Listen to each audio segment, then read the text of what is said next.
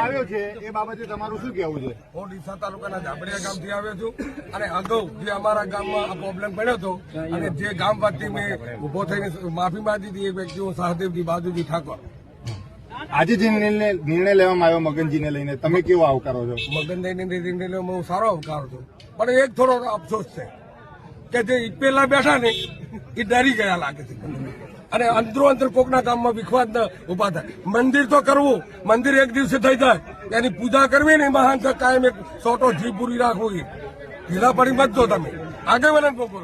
અને તમે લવિંગજીની વાત કરો તો લવિંગજી તો તમારી કમિટીમાં આવે, એ કોઈ ગામ ભેગા ના પેલો લવિંગજી હાથા દે એને માફી માગી કે તમારે પેલી કમિટી તમે છોડો, તમે એ ગામ ભેગું કોઈ આગેવાનની કમિટીના ગામ ભેગા મત કરો. અમારો પ્રશ્ન આ તમે કમિટીમાં કોઈ ભૂલ કરે એની કોઈ વસ્તીમાં ભૂલ થાય એને હાથો જૂઠો ઠેરાવો અને એ તમારે કોઈ આગેવાનને દંડ સ્વીકારો હોય તમારે સ્વીકારો.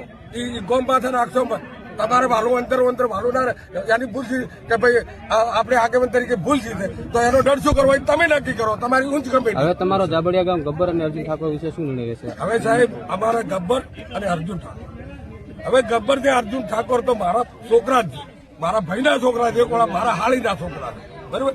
હવે અર્જુન ને ગબ્બર તો મારા છોકરા છે, પણ એટલા બધા થોડા ઘમંડ બહુ બોલે કમેન્ટમાં બોલે છે. બોલો એક મને જે બોલે છે કે ભેગા હતા પટાક ખેલ છે કુંદરા સુધી ભેગા હતા દારૂડિયો છે.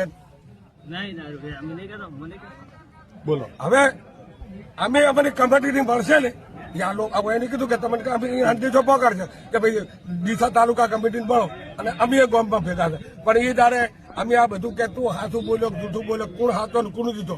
સહદેવજી દારૂ પીવી છે, સહદેવજી તારા ઘેર ત્યારના નથી આવતા, સહદેવજી એક ઓળો તારા ઘરે આવતા નથી. એક ઓળો કહે છે કે મને વગડાયું છે, એક ઓળો કહે છે કે વરઘોડામાં હતા. તો એક વખત અમારા આજમાતાનું પ્રતિષ્ઠા થી ને વરઘોડાનો કદાચ વિડીયો મેલે તો હું કરતો નથી, પણ હું વરઘોડામાં હતા હાલના વરઘોડા બને અને બતાવે કે આ રેખા ભેગા ફરે. ઓકે.